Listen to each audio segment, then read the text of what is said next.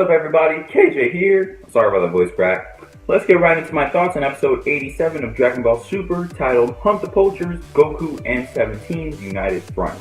All of my thoughts for the summary review were inspired by the actual episode as well as the Dragon Ball Super Wikia. Links to the episode on Goku Anime as well as the Dragon Ball Super Wikia are in the description below. Also, quick question. Do you guys want me to put all the reviews for the same shows and stuff in the same, make playlists for them, or just leave them out on my channel? Because I can do it. It's just if you guys want me to, that way if you're done watching another one and then when you finish watching that one, I actually have to make another one and it's in that playlist and then you can move on to watch it. Or it's up to you guys. You're still going to be able to watch the video. It's not like it's going to be private or unlisted. It's going to be published, so you'll be able to watch it. I just want to know if you want it to be made easier for you so you can just watch the playlist and not have to actually go back to the channel, click the next video. Just ask. Just a question. So just let me know in the comments below. If more people say, we want a playlist, I'll make a playlist. And honestly, it's not anything bad. It's just a playlist. You don't have to click on the playlist. You can just go back in the channel if you don't want one. So anyway, the summary of the episode starts now. So we just see that 17, we just seen that 17 has refused to join the Tournament of Power, even though Universe 7 will be erased if they lost. Goku says that the prize will be the Super Dragon Balls, which are way better than the regular ones. The two then hear the Minotaurs howl, and both 17 and Goku sense that something is coming. The alien ship from last episode shows up and starts abducting the animals from the island. As 17 and Goku fly toward the abduction beam, they don't make it in time, so Goku uses instant transmission to get on the ship with 17. We then see that the ship not only has animals from Earth, but other animals from other planets as well. Then the alarm goes off, and soldiers start engaging 17 and Goku. Goku is reminded by 17 not to destroy the ship so the animals don't die. Meanwhile, both Krillin and 18 sense that Goku's energy is moving further and further away, and 18 hopes that Goku and 17 are playing around because they can both be immature at times. Back on the ship, 17 and Goku defeat some soldiers, but more show up. 17 tells Goku to fight the soldiers while he finds the boss. Goku says it isn't fair and asks to play rock, paper, scissors to see who will fight him, but the soldiers then attack Goku while 17 goes to the main room. The boss asks 17 if he's alone, and 17 says he normally is, but he has a temp with him right now, Goku.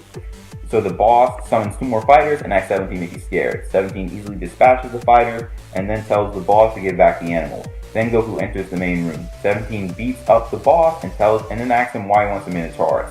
The boss says that the horns are valuable and could possibly be used to make immortality medicine. Ugh, such tongue twisters, and I'm also kind of tired. The boss then tries to bribe 17, but 17 just attacks the boss again. So the boss takes out a self-destruct device saying he'll blow up the ship. As Goku yells no, the boss presses a switch and the ship blows up. So this is just revealed to be a nightmare Beerus had, and as Bulma is caring for a crying Bola, Vegeta is mad that Beerus and Whis are landing a capsule corp like that's all power or something. Beerus also says this nightmare where Goku dies could be a bad omen. Back to the ship, the boss is about to press the button. He says that 17 Goku should let him go or he'll blow up the self-destruct device that's inside of him, which will kill everything on the ship. 17 then tells Goku to protect the animals and give regards to his family and sister. He then grabs the boss and crashes through the ship into outer space. However, Goku teleports the boss and 17 and takes them to King Kai's planet. Goku introduces 17 to King Kai and tells him that the boss was about to self-destruct, so he brought him to the planet like he did with Cell. King Kai doesn't want his planet to be a bomb disposal unit, so he tells him to leave. Goku wants to leave the boss to King Kai, saying the gravity wouldn't allow the boss to move. Then they tell Goku that the boss was lying to try and escape. 17 has the boss press the button and it's just some festive stuff that comes out, like fireworks, confetti, etc.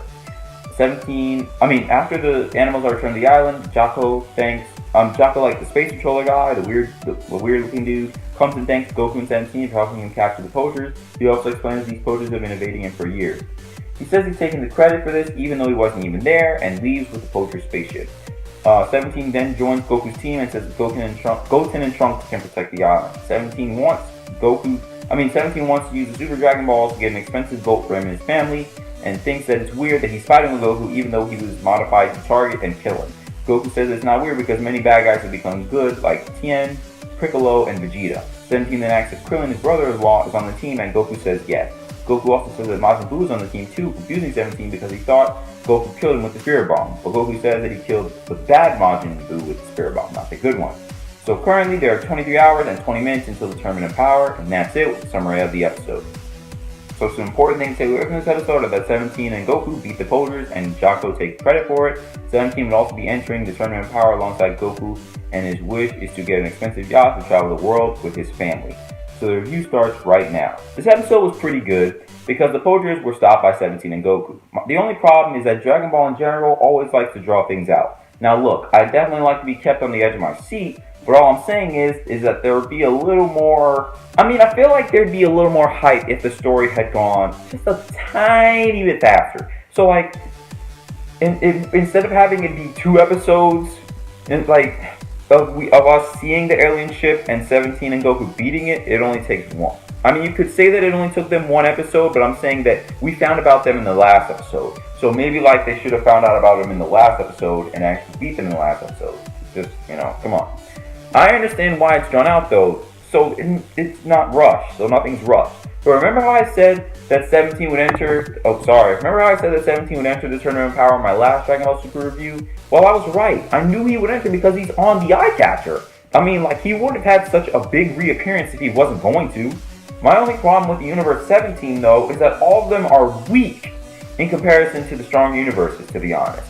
Now, I'm not saying that they're weak as like their power. I'm just saying that when one of the, I think Kai, like spelled K-H-A-I, kind of like my name, Kyron, like when he was talking, I think he was talking about like the rankings of all the universes. Universe 7's at the bottom.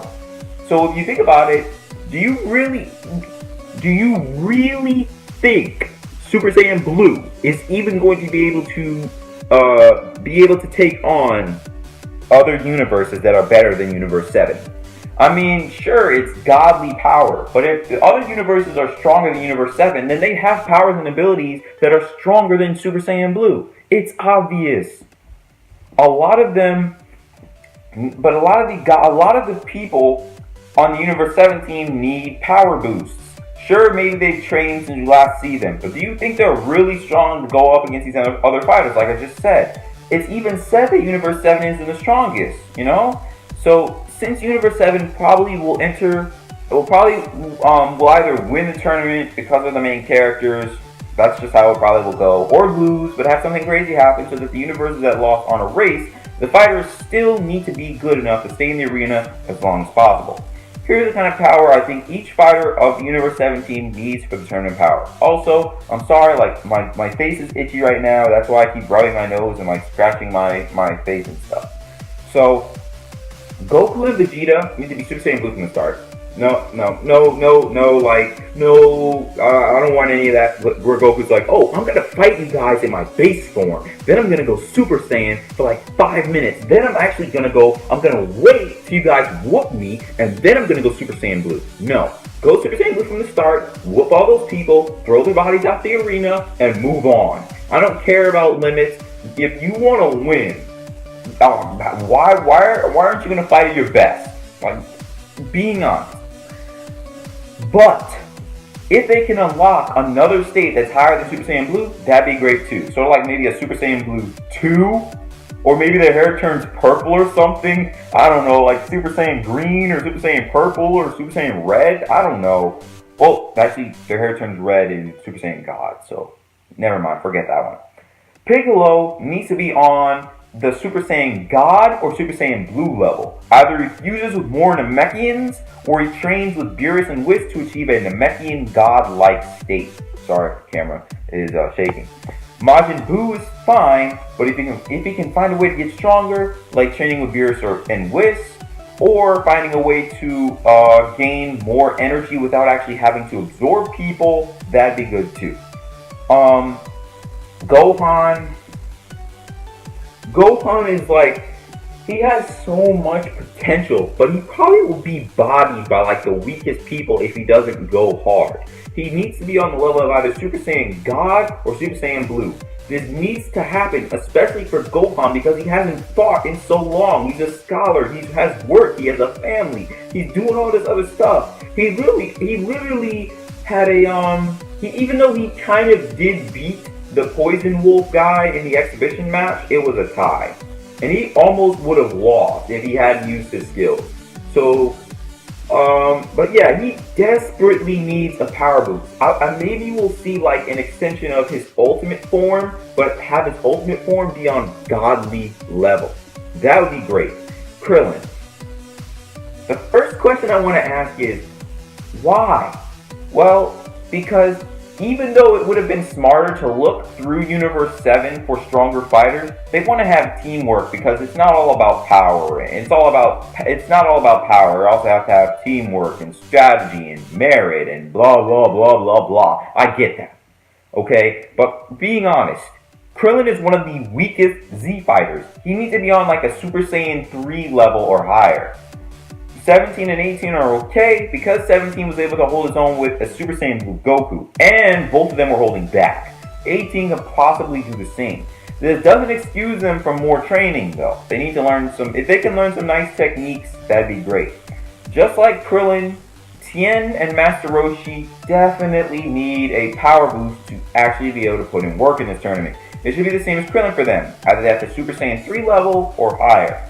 Also, or they could not train at all and have all the weak people get knocked out first, but have their bodies be protected so they don't stay out of the arena. So because Universe 7 has the most people in the arena, even though some are conscious and some are unconscious, they win because they knock everybody else out. What I think that they need to do though, actually before I get into that, also, some people may criticize me for what I just said, and I understand that. But I'm just saying, think about it logically. There's less than a day left for the Tournament Power. 23 hours and 20 minutes. How much training do you think they're going to really do? Like, how well do you think Universe 7 is going to actually do? Like, excuse the fact that that Universe 7 has the main characters, so they probably won't lose. Being honest, the only fighters that I actually see doing something are Goku, Vegeta, Piccolo, Majin Buu, and 17 and 18, possibly. But we haven't seen many of the other fighters yet from other universes, so we don't even know their abilities. We don't even know what states or transformations they have. We just know that a lot of them are better than Universe 7. So that's my reason for why Universe 7 needs a power-up before participating in the Tournament of Power. Because I don't want to see Goku and Vegeta go Super Saiyan Blue and they get bodied.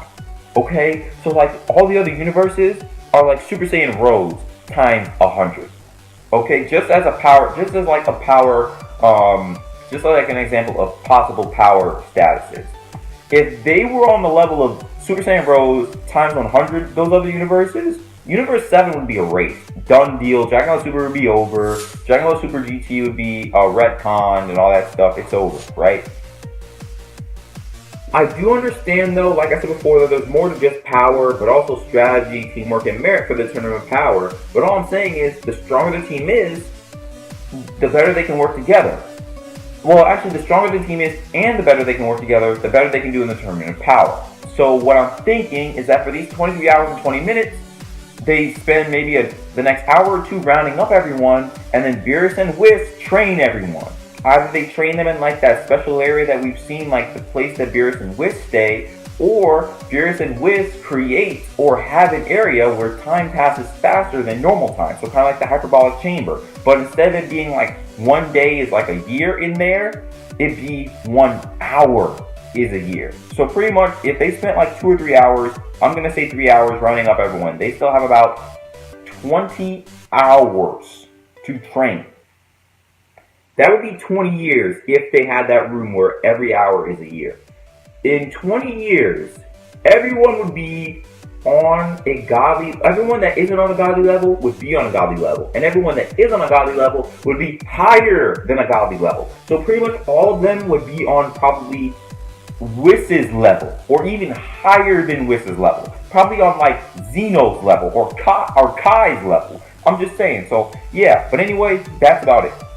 Thanks for watching. Hope you all enjoyed the video. Make sure to give this video a like if you did. Please subscribe and follow me on Twitter at KG_Arsenal00. And also, please feel free to comment your thoughts down below. What did you think of this episode? Did you think that 17 would eventually participate in the Tournament of Power like I did? Did you like seeing King Kai again? Will he ever be resurrected?